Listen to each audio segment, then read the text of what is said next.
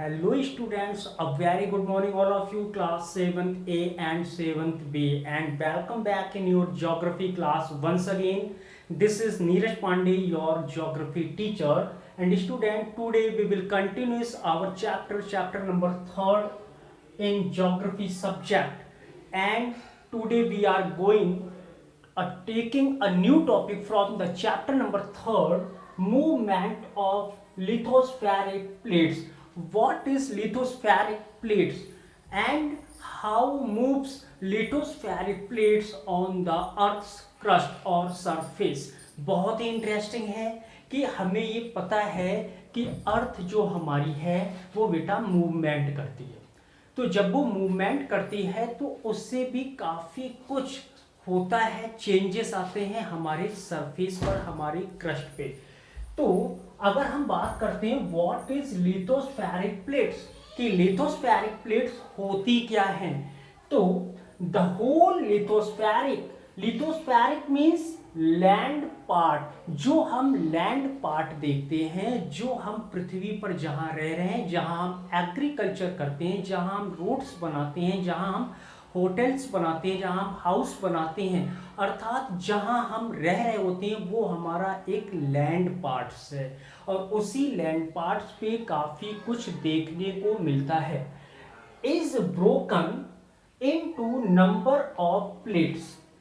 ये जो होता है ब्रोकन मीन्स होता है टूटना, कि ये जो टूटता है इनटू नंबर्स ऑफ प्लेट्स, इसकी प्लेट्स बन जाती है। मैंने इससे पहले वाली वीडियो में आपसे कहा था कि जो स्लैब्स होती हैं वो स्लैब्स का मतलब प्लेट से आता है। अब ये जो प्लेटें कौन सी होती हैं, देखिएगा आपने गांव में खेत देखे हो, फील्ड, और आपने देखा होगा कि जब एक फसल कट जाती है और कुछ दिनों के लिए उस खेत को खाली छोड़ दिया जाता है, तो वो खेत जो इस प्रकार का होता है, जस्ट लाइक मान लीजिए ये है, तो आपने देखा होगा जब वो काफ़ी दिनों तक खेत ऐसे ही रहता है, जो फील्ड है उसमें ना तो पानी लगता है, ना इरिगेशन होती है, ना सोविंग होती है, ना प्लोइंग होती है, तो उस खेत की जो मिट्टी होती है वो ऐसे ऐसे करके क्रैक्स हो जाती हैं। क्या हो जाती हैं? क्रैक्स हो जाती हैं, टूटने चटकने लगती हैं, और उसका कोई एक शेप नहीं होता है।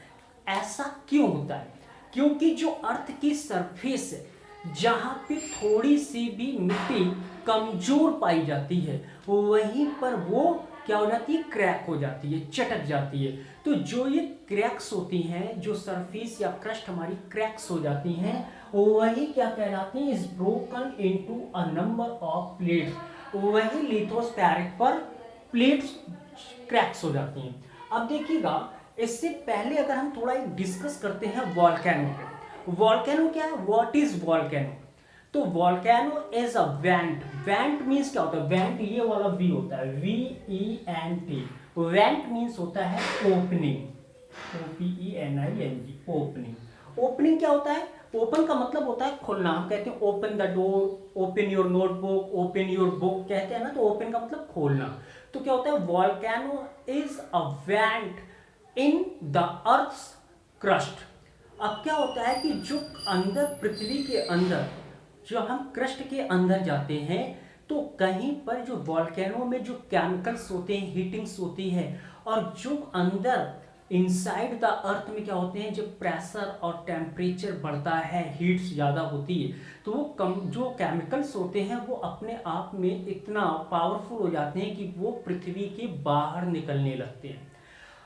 When the lithospheric plates moves suddenly, क्या होता है कि अचानक ही जो अर्थ होती है उसमें वाइब्रेशन होने शुरू हो जाता है। आपने देखा होगा, आपने कभी अपना मोबाइल वाइब्रेट लगा दीजिएगा, और जैसे ही रिंग आती है तो मोबाइल घर्र की आवाज़ करता है और वो थोड़ा बहुत हिलने डुलने लगता है। तो ऐसे ही वॉल्केनो भी होता है। वॉल्केनो से क्या निकलता है? मैग्मा निकलता है, और वो मैग्मा जब निकलता है तो बड़ी स्पीड से निकलता है।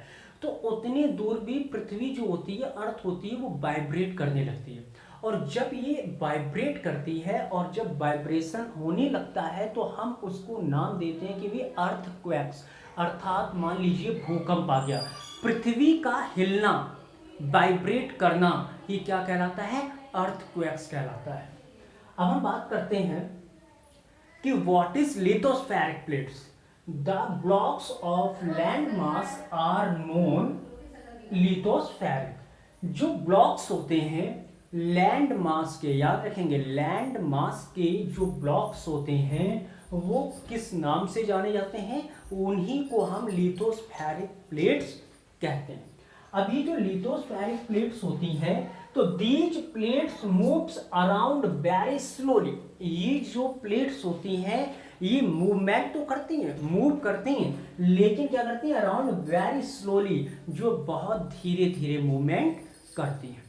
तो यहाँ के वीडियो में आज इतना ही था कि हमने आज केवल ये पढ़ा कि मूवमेंट ऑफ लिथोस्फेरिक प्लेट्स। उम्मीद है कि आपको लिथोस्फेरिक प्लेट समझ में आया होगा, क्योंकि मैंने जो एग्जाम्पल लिया है एक फील्ड का लिया है, और जब हम खेतों को सूखा देखते हैं तो वहाँ की मिट्टी चटकती हुई दिखाई देती है, क्रैक्स पड़ जाते हैं, दरारें पड़ जाती हैं। जरूरी नहीं है कि वो जो शेप है उस फील्ड में क्रैक्स का वो एक डेफिनेट शेप में हो, डेफिनेट शेप में नहीं, उसका कोई शेप नहीं होता है। जहाँ पर मिट्टी थोड़ा सा कमज़ोर मिलती है वहीं से उसको क्रैक्स कर दिया जाता है, वहीं से वो चटकने लग जाती है।